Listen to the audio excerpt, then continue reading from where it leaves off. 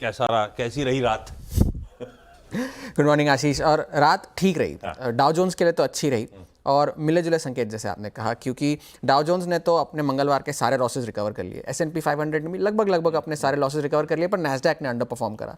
अब नैस्डैक ने क्यों अंडर परफॉर्म करा है, यूं कहे कि डाउ जोन्स ने क्यों आउट परफॉर्म करा, वो इसलिए क्योंकि अर्निंग्स, अब ये एक ऐसा बाजार हो गया है जब आप अगर अच्छी अर्निंग्स अगर आप दें तो बाजार आपको डिस्प्रोपोर्शनेटली रिवॉर्ड करता है, और अनुमान के मुताबिक या उससे थोड़ी ख़राब नतीजे दे तो उसकी उतनी ही डिस्प्रोपोर्शनेटली पिटाई भी होती है। तो दोनों तरफ की बातें करूंगा। अच्छी बात पहले बता दूं, डाउ जोन्स ने आउट परफॉर्म क्यों करा। मॉर्गन स्टैनली के नतीजे अच्छे थे, अनुमान से अच्छे थे, तो 6.5% स्टॉक चढ़ा, वो भी डाउ जोन्स का हिस्सा है। यूनाइटेड एयरलाइंस के नतीजे अनुमान से अच्छे थे, वो 12% चढ़ गया, तो उस वजह से डाउ जोन्स में एक आउट परफॉर्मेंस आई। अब नैस्डैक ने अंडर परफॉर्म क्यों करा, क्योंकि मेगा कैप टेक अभी भी अंडर परफॉर्म कर रहा है। तो एनवीडिया को छोड़कर बाकी सारी जो चिप कंपनीज थी वो कल भी लाल निशान में ही बंद हुई। ASML ने कल भी 5% की गिरावट दिखाई। मैनेजमेंट ने कहा कि अब जो रिकवरी जो हम एंटिसिपेट करे थे वो 2025 तक चलती रहेगी, ग्रोथ नहीं आएगी, रिकवरी होगी पहले तो उस वजह से ASML और 5% गिर गया कल। तो उस वजह से मेगा कैप्स में अंडर परफॉर्मेंस चल रहा है और रोटेशन चल रहा है, सेक्टर रोटेशन जिसे आप कहते हैं। मेगा कैप्स से निकलकर लोग अब स्मॉल कैप्स में जा रहे हैं। तो रसल 2000 जो उनका स्मॉल कैप इंडेक्स है वो 3 साल के सबसे ऊंचे स्तर पर बंद हुआ कल। तो और मॉर्गन स्टैनली ने स्मॉल कैप स्टॉक्स जो वहाँ के हैं उन्हें अपग्रेड करके न्यूट्रल किया है लार्ज कैप्स के मुकाबले में। न्यूट्रल करा है, पॉजिटिव नहीं, पर उन्होंने कहा है कि अगर हम और ग्रोथ का एंटिसिपेशन देखें या क्लियर एक रनवे देखें तो हम और अपग्रेड कर सकते हैं स्मॉल कैप स्टॉक्स, क्योंकि एक दौर बीच में आया था जुलाई अगस्त में जब स्मॉल कैप्स आउट परफॉर्म कर रहे थे, जब ये आशंका चल रही थी कि फेड ब्याज दरें काटेगा, अब तो काट चुका है और कटने की उम्मीदें हैं, तो स्मॉल कैप्स अब थोड़े से चल रहे हैं। गोल्डमैन सैक्स ने ये भी कहा है कि अब S&P 500 जो है 2024 का अंत 6000 के ऊपर करेगा, और उन्होंने 100 साल तक का डेटा मैप करा है, 1928 तक से उन्होंने डेटा मैप करा है, और उन्होंने ये कहा है कि ये जो पीरियड है आज के दिन से लेकर 31 दिसंबर तक वो मार्केट के लिए US S&P 500 के लिए बहुत अच्छा होता है।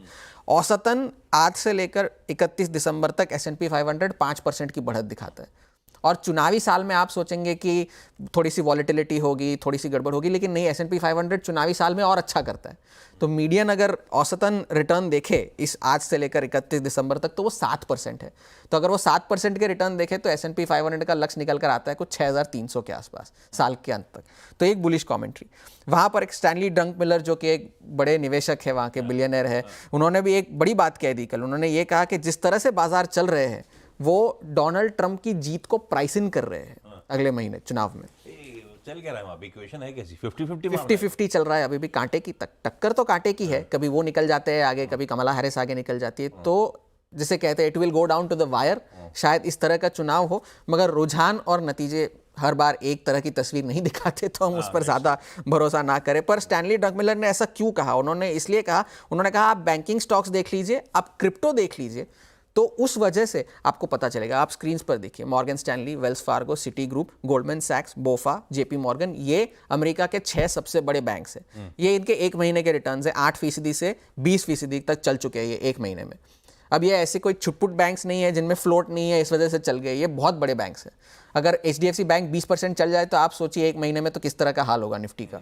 तो ये उस तरह के बैंक्स हैं। और क्रिप्टो भी, बिटकॉइन भी एक महीने में 17% ऊपर है। तो तथ्य के साथ उन्होंने ये बात कही है कि हाँ ठीक है, चल रहे हैं। अब दूसरी तरफ की बात करता हूं, जब बुरी खबर आती है तो क्या होता है। नोवावैक्स नाम की एक कंपनी है जो कोविड के ज़माने में बड़ी चली थी, उनकी कोविड वैक्सीन बेचने का उनका कारोबार था। वो एक एक्सपेरिमेंटल वैक्सीन बना रहे थे, एक इन्फ्लुएंजा शॉट बना रहे थे और एक इन्फ्लुएंजा और कोविड की कॉम्बिनेशन वैक्सीन बना रहे थे, जिस पर वो अभ्यास कर रहे थे। तो जिस पर उन्होंने अभ्यास किया उस शख्स को, उसमें से एक शख्स को एक सीरियस नर्व डिसऑर्डर हो गया एज अ साइड इफेक्ट। तो जब रेगुलेटर्स को यह बात पता चली तो उन्होंने दोनों वैक्सीन्स के अभ्यास पर रोक लगा दी। बुरी खबर आ गई, स्टॉक पिट गया, 20% गिर गया कल। तो इस तरह से बुरी खबर आई तो इस तरह से स्टॉक गिरे, और अच्छी खबर आई तो स्टॉक चले भी। आज जैसे आपने कहा बड़े डिसीजंस है, ECB का रेट डिसीजन है, IIP का डेटा आएगा, US से जॉबलेस क्लेम्स के डेटा आएंगे, आज TSMC के नतीजे आएंगे, उससे शायद पता चले कि एनवीडिया किस तरह के नतीजे प्रेजेंट कर सकता है। नेटफ्लिक्स के नतीजे आएंगे और ब्लैकस्टोन के नतीजे आएंगे, तो नतीजे भी बड़े आने वाले हैं आज। तो एक ग्लोबल क्यूज से अब मामला हटता हुआ नजर आ रहा है। US के बाजारों में भी एक स्टॉक स्पेसिफिक मार्केट जिसे आप कहते हैं वैसा हो चुका है वहां पर। और अब अगला जो बड़ा फैक्टर ग्लोबली जो हमारे बाजारों को शायद इन्फ्लुएंस करे वो प्रेसिडेंशियल इलेक्शंस होंगे US में, मगर फिलहाल US is a very stock specific market. Okay, ये है US की कहानी। अब चला जाए हमारे मार्केट्स की चाल कैसी रह सकती है और हमारा अप्रोच कैसा रहेगा। वो कल फालतू नज़र लगा दी थी कि फूफा थक गए 1700 करोड़ ही बेचे, तो वापस बेच दिए 3400-3500 करोड़ रुपए। सॉरी, आप सबको उसका खामियाजा भुगतना पड़ा। लेकिन मामला वैसे ही है, भरोसा है नहीं फूफा का। अभी वो बताएंगे, लॉन्ग्स काट रहे हैं, शॉर्ट कॉन्ट्रैक्ट्स ऐड कर रहे हैं, नेट लॉन्ग्स रिड्यूस ही हो रहे हैं उनके सिस्टम में। पर कल का निफ्टी इंट्राडे रखिएगा स्क्रीन्स पे।